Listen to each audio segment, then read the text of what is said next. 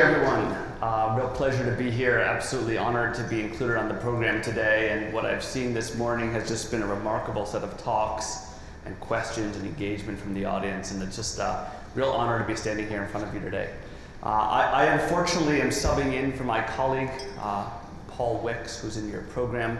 He's both more handsome and articulate than me, so I'm sorry that you have to struggle through 35 minutes of me speaking to you instead, but I hope that I can at least entertain you. I'm here to speak about the platform that my company has developed at PatientsLikeMe and how we have used it to help advance our understanding of real-world healthcare. My talk has 3 sections to it. I want to wax philosophical with you for the first 10 minutes and speak a bit about some of our grand vision for what we want to do with healthcare, and it is grand. Then I want to speak to you a bit about our company and what we're doing today, and then lastly share some case studies with you about how we've used that platform to advance healthcare on behalf of patients and in collaboration with our partners.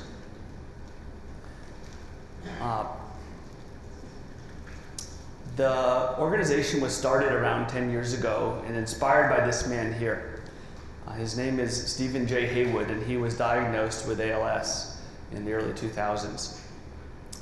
When his brothers Ben and Jamie recognized what a struggle he would be going through as his disease progressed, I should actually say ALS, also known as MND here. When his brothers understood what he was going to be going through, they recognized how much a challenge he was facing, not only from the care side, but in the self-management side and in the decision-making side that he was about to go through. So a physician may be able to talk about the physical therapy and the treatment that he could pursue and the clinical trials he should consider, but nobody could tell him how to speak to his wife about his disease, or how to speak to his children about what he was going to be going through, or how to think about his financial planning for these dimensions. And it really just takes patients speaking to patients sometimes to really understand that there can be tremendous value in speaking to somebody else who's also in your shoes.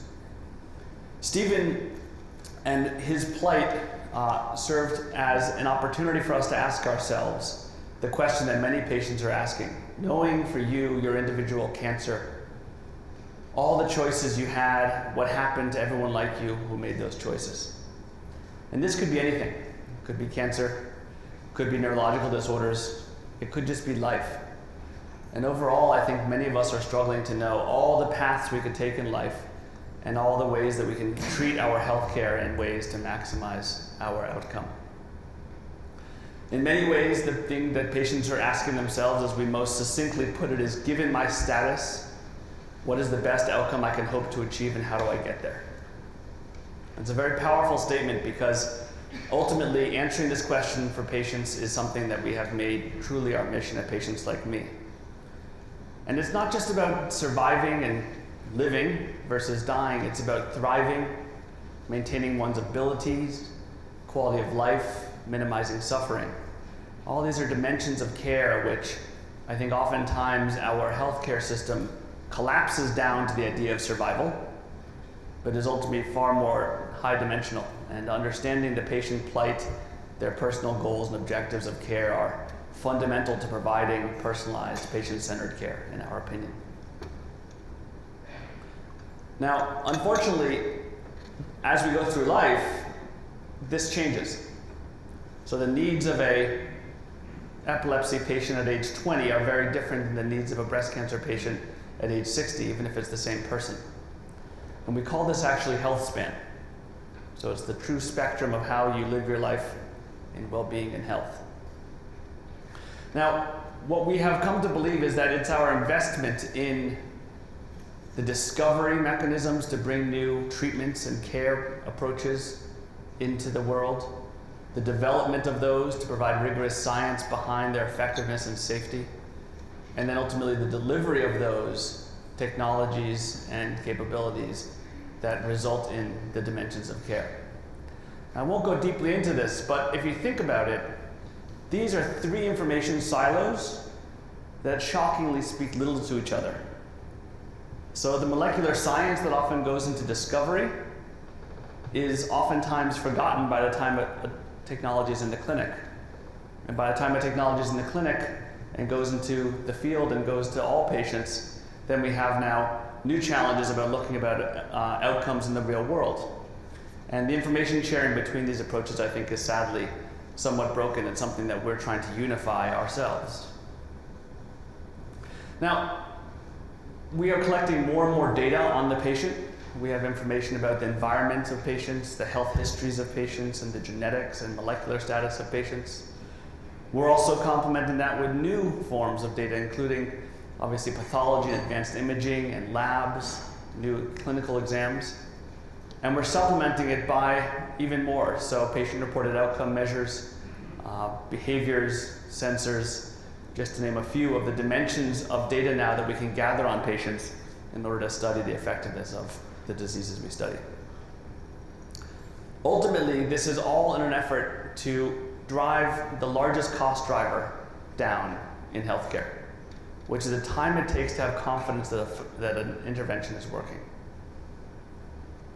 We do this, or we believe that there's opportunity both to improve the stratification of patients and improve the signal that we can gather from patients in the real world. So I recognize this is quite abstract stuff, but I'm going to get to how this all comes together. Ultimately, our goal at Patients Like Me is to start thinking about a grand unifying computational framework for thinking about the human status and health. And now I recognize this is quite a grand vision and perhaps feels quite far away, but it also falls along the spectrum that oftentimes technologies start out and are regarded as impossible, and then gradually over years and decades can inch their way towards improbable, and then inevitable, and then indispensable. And so I think that we have barely left the starting gates on the level of impossible at this point, but I think that we are ambitiously working towards making it at very least improbable if we're successful in our mission. Let me clear our heads here. So, Patients Like Me is an organization that was founded 10 years ago to capture the stories of patients. We engage over 325,000 patients today with diseases across the spectrum. I've listed here several oncology dimensions. I run the oncology business. We also have a very strong component of neurodegenerative diseases, including multiple sclerosis, Parkinson's disease, epilepsy, motor neuron disease as well. Now, patients initially were coming to the site to share stories, connect with each other, provide a social fabric across these communities. Now, when we started 10 years ago, there was basically no such thing as Facebook. So this was a pretty revolutionary concept that patients would even come online and share these intimate details about their healthcare and their status in an open health sharing environment. But with time, we've evolved the model a bit into now collecting structured data on the patient experiences. What's the care they're receiving? What are the treatments that they're receiving? What's the quality of life that they've achieved so far? What are the treatment experiences and symptoms and side effects that they're experiencing as a part of their disease and their own treatment? And all this is collected in a structured basis so we can study this as a mechanism of understanding in the real world how patients are experiencing healthcare.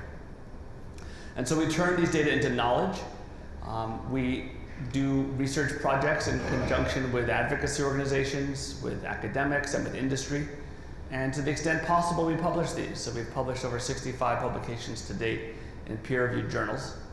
And to the extent to which it's possible, we try to make these publications available in open access journals so that the patients who participated can download and freely read the research that they were a part of. On the one hand, our objective is to help individual patients achieve better outcome and live better together. And collectively, our objective is to improve healthcare using new data sources to understand the effectiveness of treatments, how to make more informed care decisions, and align better the needs of real patients with the healthcare system. Patients come to our site to learn about their disease from aggregate reports of other patients who have come before them. They can connect and socialize with other patients, and they can also track and add to the data ecosystem we've created, thereby enabling them to give back to the system which they've benefited from. This is an example of a real-world patient profile.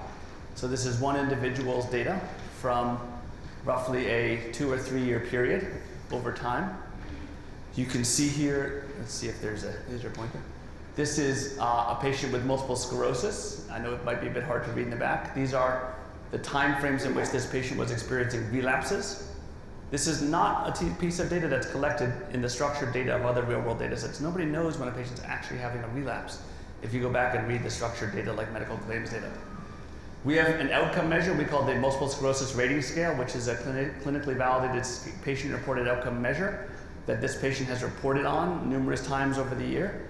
It actually is worse when you're higher and better when you're lower. So this patient is actually trending to have better control of their disease.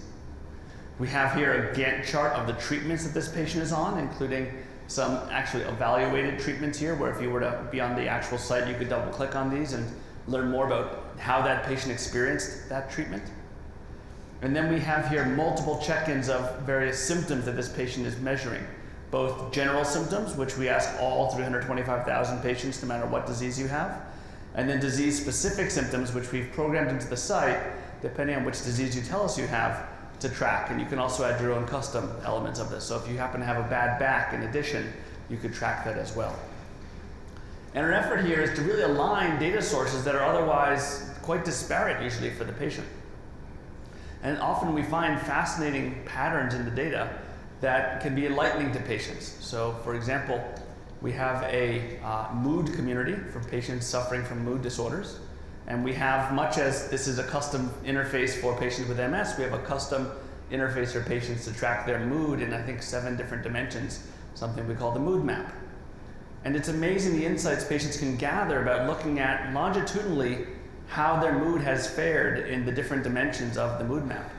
Some patients have said to us, I realized that every Sunday I'm far more depressed than other days of the week. And I realized Sunday is also the day when I happen to call my loved one who's across the world, and I'm very distraught after I speak to that person. And so perhaps I need to reconsider how I interact with that person and how I make sure this doesn't affect my mental state. These kinds of self-awareness can be just tremendously valuable for patients who are measuring and managing complex diseases. Ultimately, like I said, we roll up the data we collect on individual patients into aggregate reports. So this is actually freely available online. You can look about what it's like to have MS. You can see here those same common symptoms I showed you on the individual level are reported now here in aggregate. And you're seeing here the severe all the way down to the non-present severity of different elements of the disease. So you're seeing here 33% of patients have mild severity in somnolence. And actually in a new version of the website, you can actually even see what patients are taking for the insomnolence, which could be anything from a pharmaceutical agent to literally a treatment on there. One of the top treatments, go figure, is naps. People taking daytime naps. And so these are the kind of things that oftentimes patients are reporting on, and we get to roll up purely from a crowdsourced basis. Likewise, we can look at the different prescribed medicines for a given indication. In this case, these are MS, disease-modifying therapies, DMTs. And these are rated on their level of effectiveness and their ease of use. And I should say the side effects in this case. And look how many evaluations we have. These are based on anything from just over 100 to 150, all the way up to 1,200 evaluations. These numbers are actually quite higher now. This is a pretty old snapshot. But oftentimes what we find fascinating is that the data we've collected via the site is a larger data set than was actually created when the drug was tested in its phase 3 trial before approval. So we've collected reams of data. In fact, we have more data on the off-label use of drugs than has ever been studied sometimes in many cases. Here's some of the breakdown of how our communities fare. This only sums up to about 300,000, but gives you a sense of what kind of conditions we cover. We covered in total over 2,000 conditions. We've specialized and customized the site experience to about the 15 or 20 top conditions, but that can be all sorts of domains. So from idiopathic pulmonary fibrosis to neurodegenerative diseases. Fibromyalgia is a community which has grown very organically, 45,000 patients, because it's such a complex disease that many patients feel ostracized and undertreated in their own care.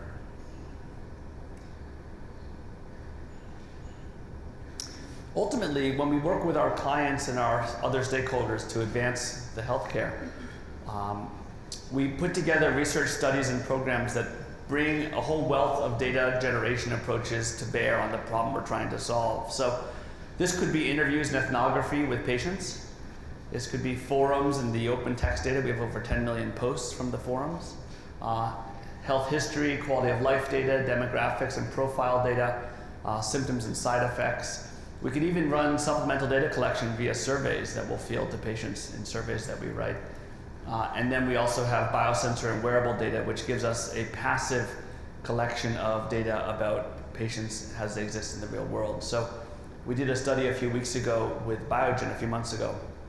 All of our partners are publicly stated, by the way. We did a study with Biogen a few months ago in which we actually engaged with patients in our MS community and asked them to wear some of the wearable devices like a Fitbit. I'm not sure how popular those are over here. And literally in 23 hours, all 250 slots in the study got filled by eager patients, eager to volunteer for this. And within 3 days, 91% of them had already strapped it on and were synchronizing data with their PatientsLikeMe profile. And we were collecting several months of data on these patients in an effort to understand how severity of MS can be affected or manifested and measured through devices such as something like the Fitbit. This is a recent article actually coming out of Harvard Medical School by some folks there, including Zach Kohani. It was in JAMA, which is a well-respected journal in the States, I think globally as well. But looking at real-world data systems, and I know the word big data came up a bit earlier. In a sense, though, they've looked at the world about looking at structured data versus unstructured data, and then all the dimensions of data from healthcare.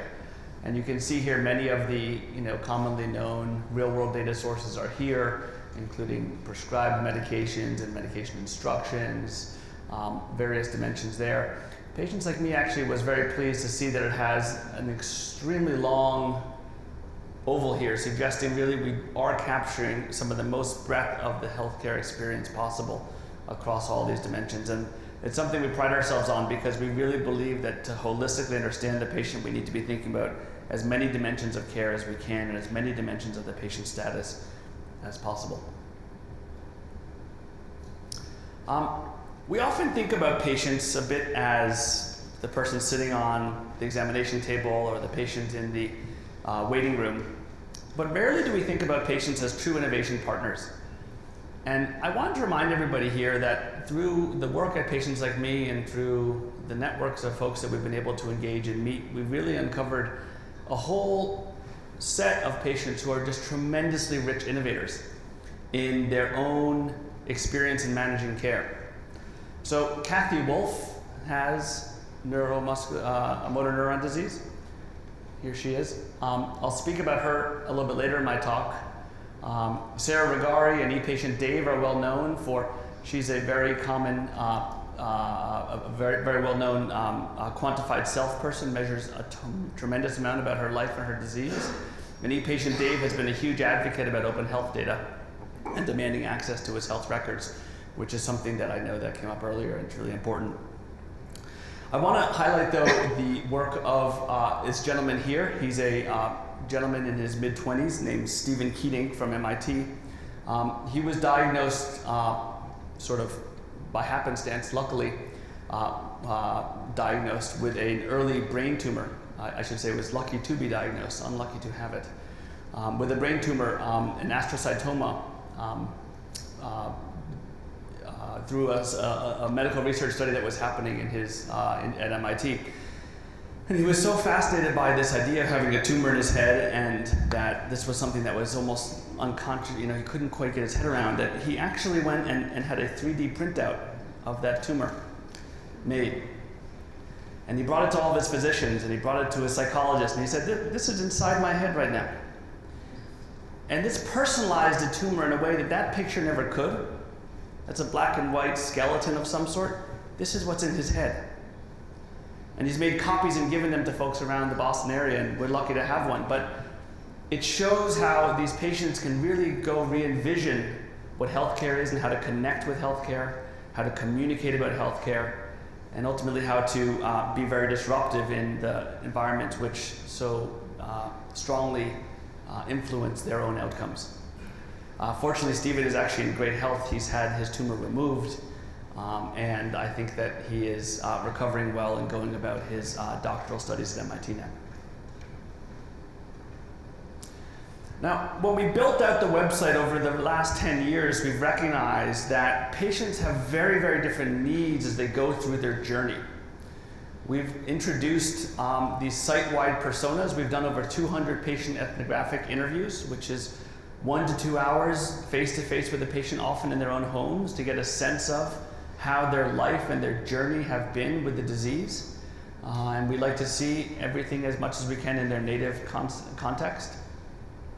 But we've come up with these hypothetical patients. These are actually not real people. These are stock photography of different patients at different stages in the spectrum of their own disease. So we have Audrey, the advocate, Tracy, the tweaker, Sam, the slow decision, Carl, who's contented, Lila, the leader, Frank, who has a fast decision, Lorraine, undiagnosed and in limbo, and Karen, the caregiver. And we've built out site tools and site features with these folks in mind.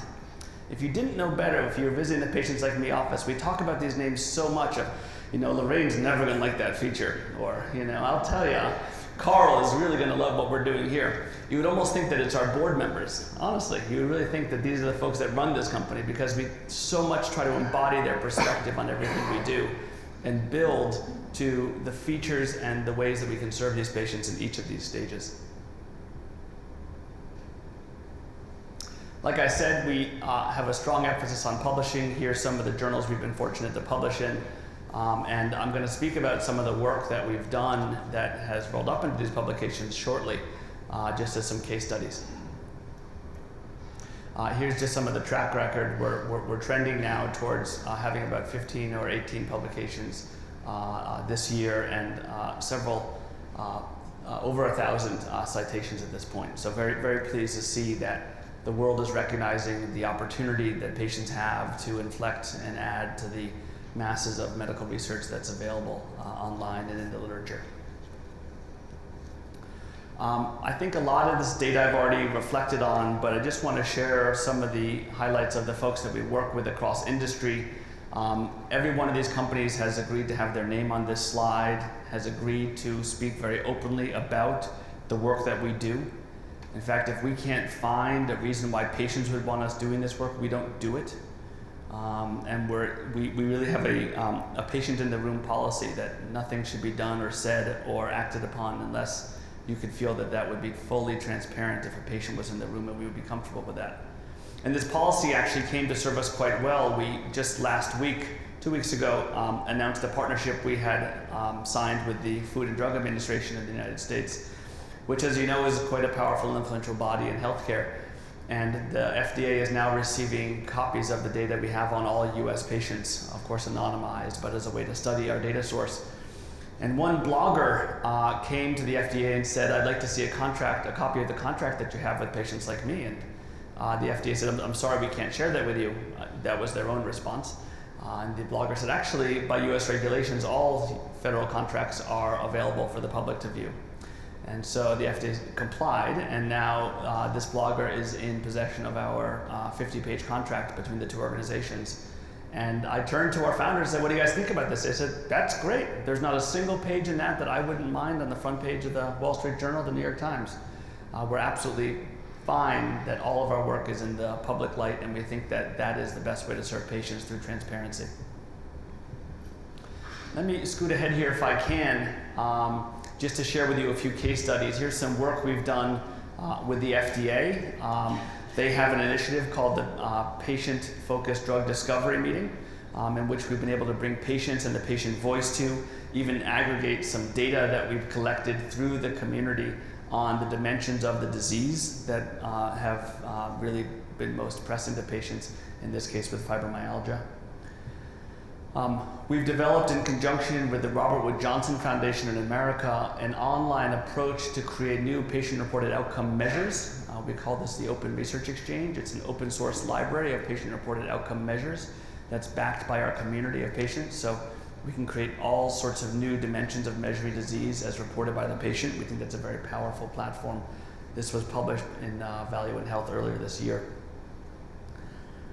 We've done work with Genentech. This is a study I'm actually an author on, where we've matched up claims data from IMS Healthcare and our multiple sclerosis community.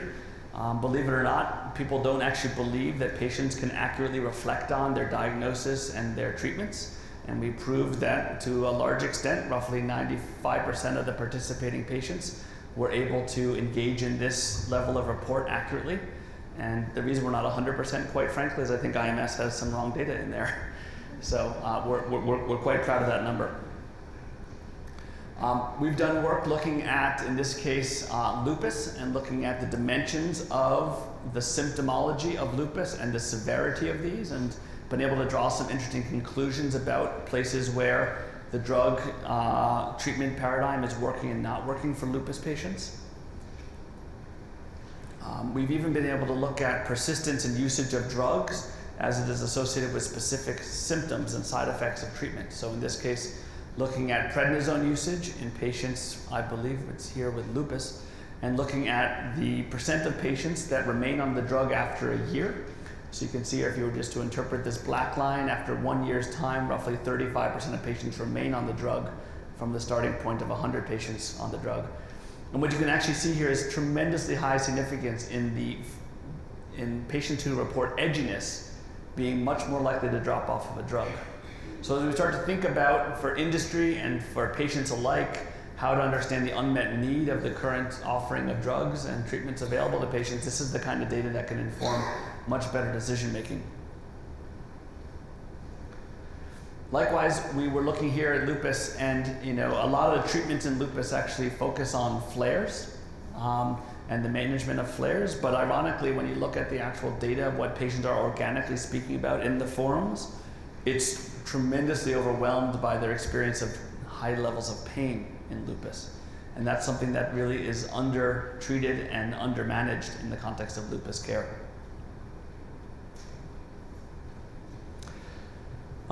We also have been able to witness the release of 2 new drugs in the United States for idiopathic pulmonary fibrosis, or IPF. And so we've created a real-time dashboard for physicians and patients to learn about the opportunities to use either one of these 2 therapies as a way to understand the degree to which patients are aware of these treatments. That's a very important thing for industry.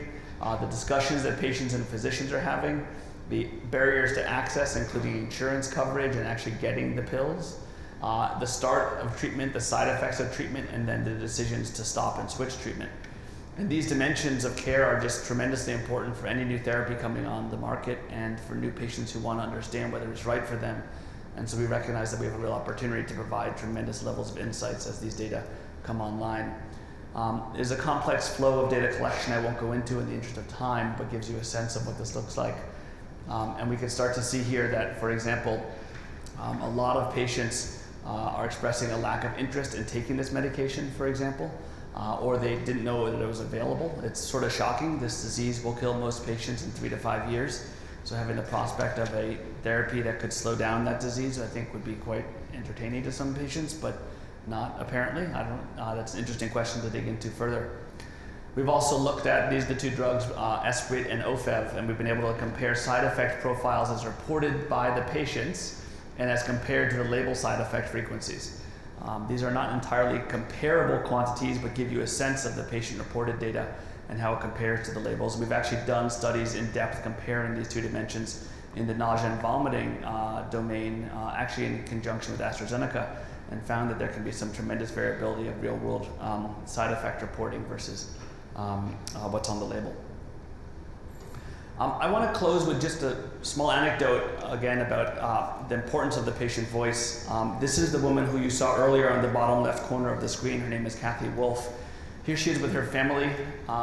She was a very talented researcher at IBM, specializing in computer-human interactions. She has over 100 publications and numerous patents to her name. And unfortunately, about 8 years ago, she was diagnosed with motor neuron disease.